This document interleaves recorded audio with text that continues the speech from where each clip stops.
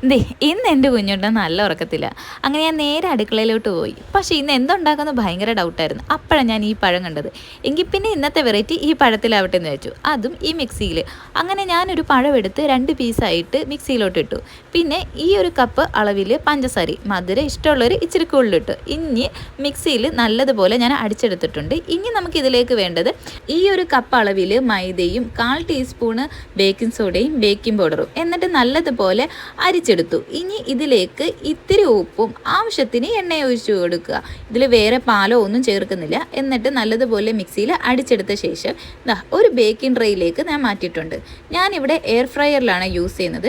160°C 20 മിനിറ്റാണ് ഞാൻ എയർ ഫ്രയറിൽ വെച്ചത്. നമ്മുടെ ബനാന കേക്ക് റെഡി ആയിട്ടുണ്ട്. ഇനി ഇതൊരു പാത്രത്തിലേക്ക് തട്ടുക. ഞാൻ ഇത് കഴിച്ചു നോക്കിയിട്ട് ഹോണസ്റ്റ്ലി എനിക്ക് ഭയങ്കരമായിട്ട് ഇഷ്ടപ്പെട്ടു. നല്ല കൺസിസ്റ്റൻസിയാണ്. അപ്പോൾ എല്ലാവരും ഒന്ന് ട്രൈ ചെയ്ത് നോക്കണം. ഇന്നത്തെ വീഡിയോ ഇത്രയേ ഉള്ളൂ. എല്ലാവർക്കും ടാറ്റാ.